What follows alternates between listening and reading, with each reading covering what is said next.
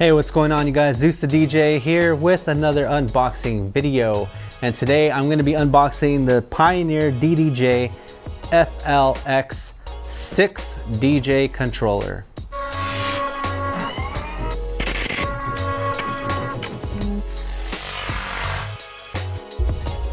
Now I know some of you guys are probably asking yourself, how many DJ controllers does this guy need?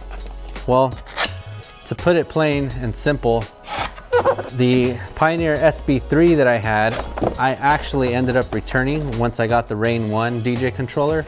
And I've been using the Rain 1 DJ controller now for the past 2 weeks.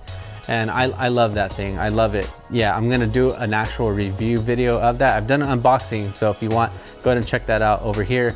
Yeah, I love that controller, I love it. The only thing is that it's kind of expensive, and I just recently quit my job. That's why I'm doing a lot of these videos.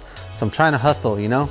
I really liked the SB3. It was a pretty cool DJ controller, but this guy just kind of spoke out to me a little bit more because, for one, obviously it's a higher price point, and I mean, more expensive doesn't necessarily mean better, but I'm sure this has a lot more features than the SB3 did.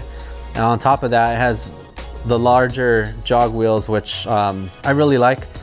On top of that, one thing that I didn't like about the SB3, which is why I returned it, and if it had this feature, I might have just stuck with it and you know, kind of dealt with it, whatever.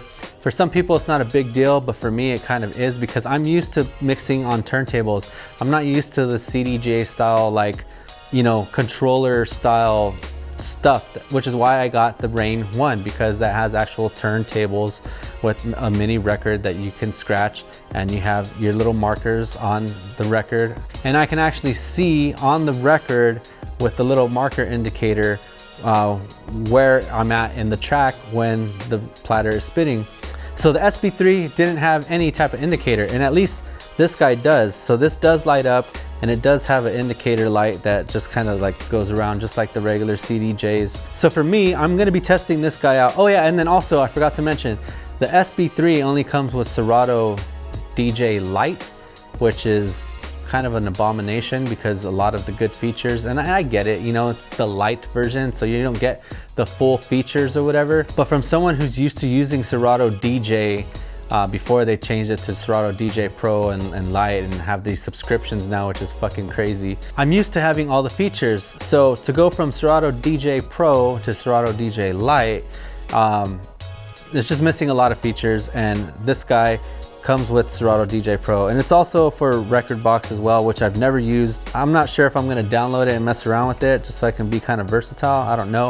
I think I'm just going to stick with Serato because I already have all my library in Serato and stuff like that. So I'm going to be testing this out over the next couple of over the next week or two, and I'm going to be doing a comparison between this and the Rain 1, and I'm going to decide, okay, one, I'm just mixing in my bedroom, so I'm not doing club gigs, I'm not doing mobile DJing and stuff like that anymore. This is just for my entertainment here at home, because like I love listening to music, especially loud in my room. So this is mainly just for me. And the Rain 1, although I love it, I mean, it's an amazing DJ controller, it's just kind of expensive, especially since I'm not currently working right now. Maybe I'll stick with this to kind of hold me over until I start working again, and then I'll probably buy the Rain 1 again, unless I fall in love with this, and then it's just kind of like, okay, well, I don't really need it. I'm not doing anything, you know, professional, or not even professional, but I'm not doing any mobile gigs or anything like that, so I really don't need it. One thing that I did notice, however, with this controller is that it is bus powered, so just with the USB connection right here in the back. It's kind of weird though, however, that this doesn't have any XLR or at least 1/4 inch outputs for either the booth or the main. But for me, that's no problem because I'm just hooking these up to my Logitech computer speakers. I paid for it with my own money, and if you're interested in picking up one of these, you can use my affiliate link down below. Make sure to check that out. Small kickback, no extra cost to you, and it'll help fund this channel also to have more items that I can review and more content for you guys. So like I said, I'm going to be using this for the next couple of weeks, and then I'm going to be comparing this to the Rain 1, and I'm going to do like pros and cons or whatever between the two, and yeah, we'll see where I end up. If I end up keeping this, and returning the Rain 1, or if I end up keeping the Rain 1 and returning this. And it was purchased on credit, so in case you're wondering or whatever. And don't get me wrong, obviously I'm not going through financial hardships. I did save up some money prior to leaving the company, but for right now I'm just focusing on my YouTube channel, getting content out to you guys. So make sure to click that like button and subscribe, please.